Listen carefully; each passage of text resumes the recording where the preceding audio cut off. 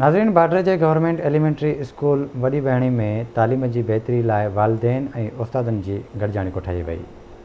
गॾिजाणी में शिरकत कंदड़नि आवाज़ न्यूज़ जे रिपोर्टर सां पंहिंजा वीचार हिन रीति वंडिया आहिनि। अचो त ॾिसूं। पेरेंट्स टीचर मीटिंग में जेके वालिदैन हुआ उन्हनि खे असां रिज़ल्ट्स ऑनलाइन ॾेखारियोसीं, छो त हाणे एनुअल एग्ज़ामिनेशन थी वियो, ॿारनि जी अटेंडेंस बि उन्हनि खे ऑनलाइन ॾेखारियोसीं। जेके असांजा इवेंट्स थिया आहिनि उहे इवेंट्स बि उन्हनि खे ॾेखारियोसीं।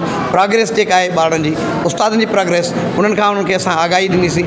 ऐं जेके पेरेंट्स थिया आहिनि उन्हनि पेरेंट्स जी जेके ॻाल्हियूं हुयूं उन्हनि खे बि असां ॿुधोसीं ऐं असां बि पंहिंजूं जेके शयूं आहिनि उहे ऑनलाइन ॾेखारियोसीं। सिंध गवर्नमेंट जो हिकिड़ो तोहफ़ो आहे आवाम जे लाइ, ऐं उहे चाहिनि पिया त जेके वॾेरनि जा ॿार आहिनि, अमीरनि जा ॿार आहिनि, उहे वॾनि वॾनि इदारनि में पढ़नि था पिया, पर हितां जे ग़रीब आवाम जा जेके ॿार आहिनि उहे इन्हनि खे सुठी तालीम न हुई, जंहिंजे करे हिते वॾी बाणी तोड़े ॿियनि ज़िले जे 13 लोकेशन्स ते अहिड़ा स्कूल खोले सिंध गवर्नमेंट हिकिड़ो वॾो कमु कयो आहे। ऐं अलहमदिल्ला जेके हिते ॿार जेके वॾे पैमाने ते जेके हुननि महिनत कई आहे ऐं पोज़ीशनूं माणियूं आहिनि, ॾाढी ख़ुशी थी आहे त हिन इदारे जी कारकर्दगी जेका आहे तमामु साराह जोगी आहे। असां EMI सिस्टम जी ID पासवर्ड ॾिनो आहे त तव्हां पंहिंजे ॿार जी परफॉर्मेंस डेली जे बुनियाद ते चेक करे सघो था, न सिर्फ़ु टेस्टनि जे हवाले सां, उन्हनि जी अटेंडेंस जे हवाले सां, ऐं सॼो हिकिड़ो ओवरऑल उन्हनि जी परफॉर्मेंस खे चेक करे ऐं उनखे डिजिटलाइज सिस्टम खे EMI जे थ्रू असां सबमिट करायो। असां ख़ुशी आहे असांखे त इहे त आयो आहे, असांजे अमड़नि सभिनि खे सम्झायो अथई अचे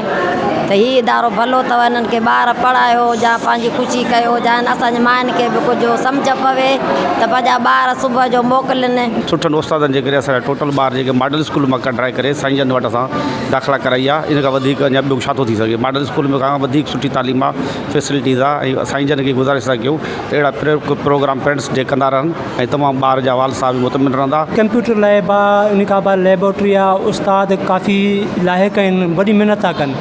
इदारो नओं स्टार्ट थियो आहे, माशाअल्लाह हिननि जी तालीम उस्ताद जो ताउन वधो आहे ऐं ॿारनि काफ़ी जो इन में अप्रोच कई आहे, ॿारनि खे रिज़ल्ट में फ़र्क़ु आयो आहे।